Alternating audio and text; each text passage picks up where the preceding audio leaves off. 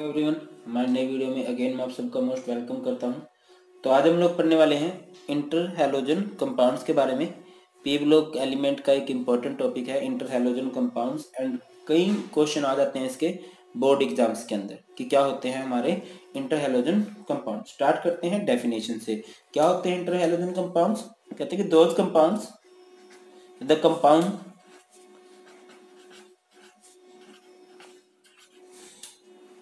of one halogen with other halogen।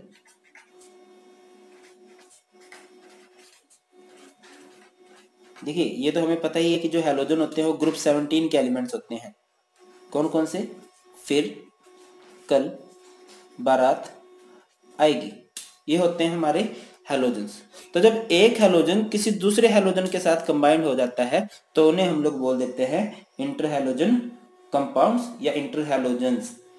For example क्या हो सकता है? लाइक ClF3 या BrF5 या फिर IF7। कुछ और भी हो सकता है लाइक IF3, IF5। ये हमारे कुछ एग्जाम्पल्स हैं इंटर हैलोजन कंपाउंड के। अब बात ये आती है कि इंटर हैलोजन कंपाउंड्स बनते क्यों हैं, इनके बनने के पीछे रीजन क्या होता है। देखिए, जो इंटर हैलोजन कंपाउंड्स होते हैं, बात करते हैं उनके साइज की, तो इन सबका साइज सेम तो होता नहीं है। जैसे इसके राउंड में 2 शेल्स होती हैं, इसके राउंड में 3 शेल होती हैं, इसके राउंड में 4 शेल होती हैं, इसके राउंड में 5 शेल होती हैं। तो क्या हो जाता है कि इन सब के साइज में क्या आ जाता है? डिफरेंस आ जाता है। और दूसरा क्या हो जाता है? इनकी इलेक्ट्रोनेगेटिविटी में भी डिफरेंस हो जाता है। और इनके साइज और इलेक्ट्रोनेगेटिविटी की डिफरेंस की वजह से ही आपस में कनेक्ट कर सकते हैं, कंबाइन हो सकते हैं। तो जो मेन रीजन होता है, कहता है the main reason for the formation of inter halogen compounds is the large difference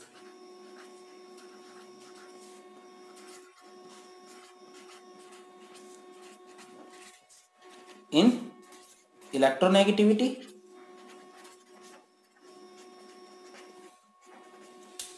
and size of halogens।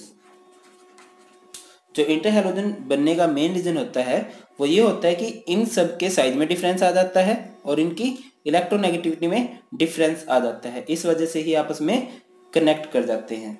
अब बात होती है कि इंटर हैलोजन कंपाउंड्स की प्रॉपर्टीज क्या होती हैं।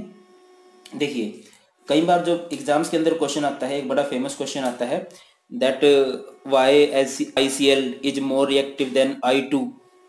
या क्या होता है कि जो इंटर हैलोजन कंपाउंड्स होते हैं वो ज्यादा रिएक्टिव होते हैं हैलोजन से। क्यों? क्या होता है कि जो इंटर हैलोजन कंपाउंड्स होते हैं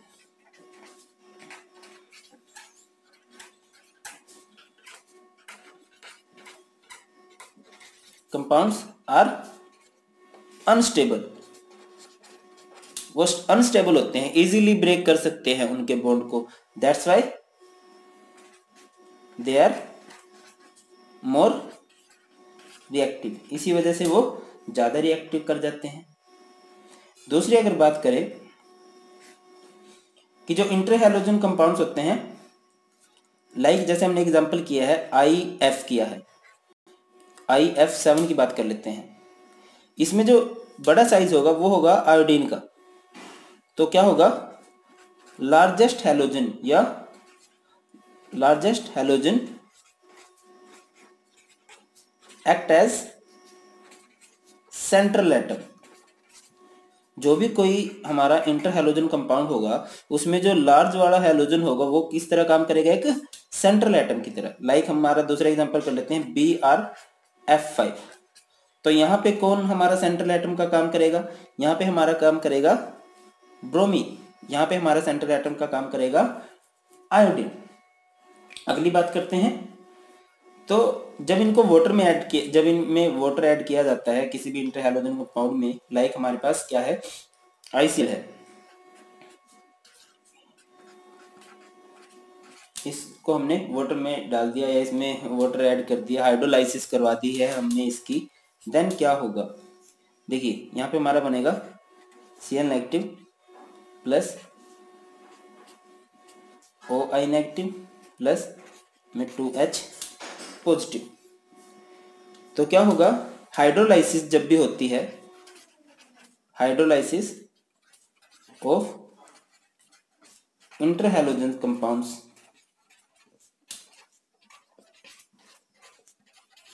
गिव्स ए हैलाइड आयन, ये सबसे मोस्ट पॉइंट है, gives A halide ion derived from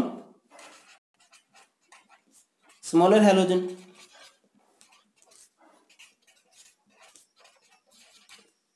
and a oxyhalide ion derived from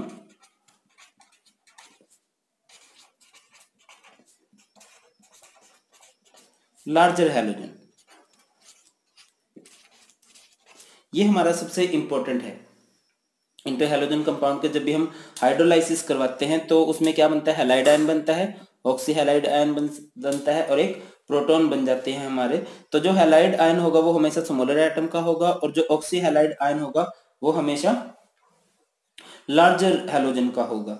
अगली बात जो होती है, ये जो हमारे इंटरहैलोजन कंपाउंड्स होते हैं ये क्या होते हैं, स्ट्रॉन्ग ऑक्सीडाइजिंग एजेंट हुआ करते हैं।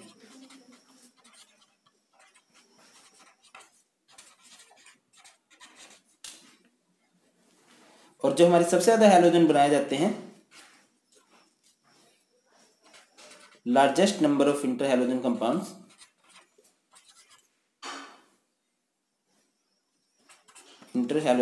Compounds are formed by fluorine. सबसे ज्यादा इंटरहैलोजन कंपाउंड हमारे फ्लोरीन भाई साहब ही बनाते हैं। और वो क्यों बनाते हैं, ड्यू टू, ये भी एग्जाम्स के अंदर क्वेश्चन आता है, ड्यू टू स्मॉलर साइज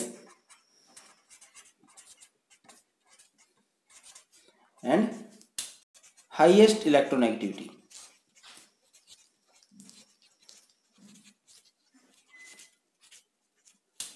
ये होती है इनकी जनरल प्रॉपर्टीज। अगर रिपीट करें जनरल प्रॉपर्टीज को तो इंटरहैलोजन कंपाउंड्स क्या होते हैं, अनस्टेबल होते हैं और इसकी वजह से मोर रिएक्टिव होते हैं।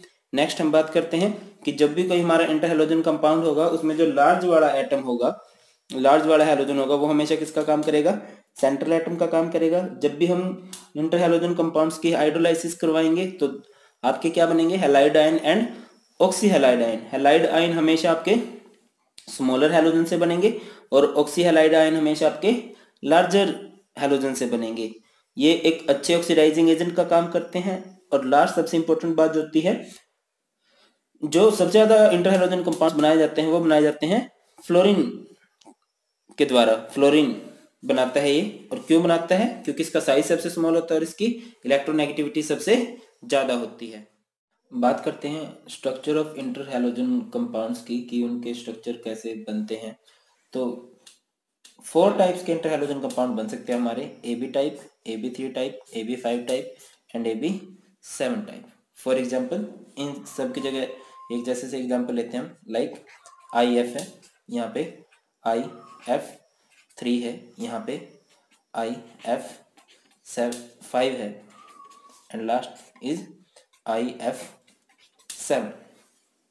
तो जो इंपॉर्टेंट बात आप लोगों ने याद रखनी है दैट कि AB टाइप के इंटरहैलोजन कंपाउंड्स होते हैं वो हमेशा लीनियर स्ट्रक्चर बनाते हैं। AB3 टाइप के हमेशा T शेप्ड स्ट्रक्चर बनाते हैं। AB5 टाइप के हमेशा स्क्वायर पिरामिडल स्ट्रक्चर बनाते हैं। और ये स्ट्रक्चर्स कैसे बनते हैं ये हम लोग ऑलरेडी पढ़ चुके हैं। वेस्पर थ्योरी के अकॉर्डिंग हमारी ट्रिक भी है, वो मैं डिस्क्रिप्शन में उसका लिंक डाल दूंगा। और IF7 ये या AB7 टाइप के हमेशा हमारे पेंटागोनल बाई पिरामिडल टाइप के स्ट्रक्चर बनाते हैं।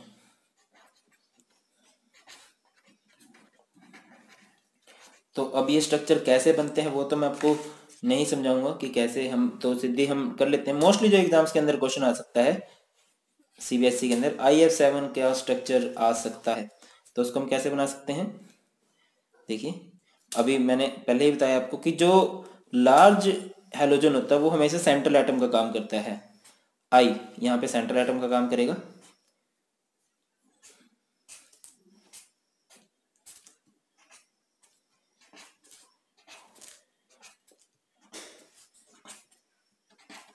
तो इस तरह से हम लोग, ये हमारा स्ट्रक्चर बन गया है IF7 का। अगर हम स्ट्रक्चर बनाना चाहें IF5 का, तो IF5 का स्क्वायर पिरामिडल स्ट्रक्चर होता है, तो कुछ इस तरह से हम लोग बना सकते हैं।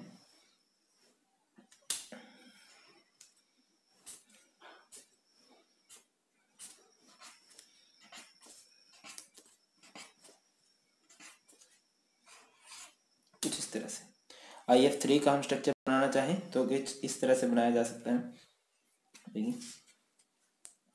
IF